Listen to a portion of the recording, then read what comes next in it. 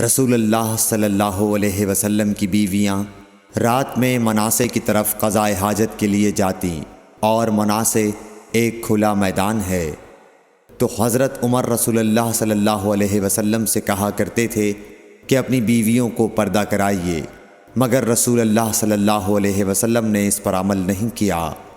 ایک روز رات کو عشاء کے وقت حضرت سودا بنت زمع رسول اللہ صلی اللہ علیہ وسلم کی اہلیہ جو دراز قد عورت تھیں باہر گئیں۔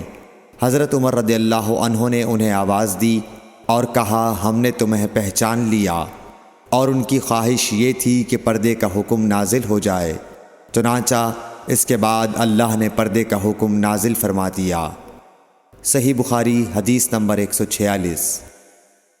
آپ صلی اللہ علیہ وسلم نے اپنی بیویوں سے فرمایا کہ تمہیں قضائے حاجت کے لیے باہر نکلنے کی اجازت ہے۔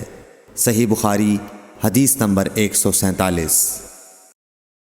عبداللہ بن عمر رضی اللہ تعالی عنہ فرماتے ہیں کہ ایک دن میں اپنی بہن اور رسول اللہ صلی اللہ علیہ وسلم کی اہلیہ محترمہ حفصہ کے مکان کی چھت پر اپنی کسی ضرورت سے چڑھا تو مجھے رسول اللہ صلی اللہ علیہ وسلم قضائے حاجت کرتے وقت قبلے کی طرف پشت اور شام کی طرف منہ کیے ہوئے نظر آئے۔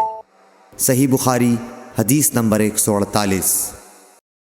عبداللہ بن عمر رضی اللہ تعالی عنہ نے خبر دی، وہ کہتے ہیں کہ ایک دن میں اپنے گھر کی چھت پر چڑھا تو مجھے رسول اللہ صلی اللہ علیہ وسلم 2 اینٹوں پر قضائے حاجت کے وقت بیت المقدس کی طرف منہ کیے ہوئے نظر آئے۔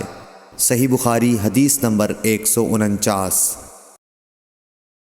انس بن مالک رضی اللہ تعالی عنہ کہتے تھے کہ جب رسول اللہ صلی اللہ علیہ وسلم رفع حاجت کے لیے نکلتے تو میں اور ایک لڑکا اپنے ساتھ پانی کا برتن لے آتے تھے، مطلب یہ کہ اس پانی سے رسول اللہ صلی اللہ علیہ وسلم طہارت کیا کرتے تھے۔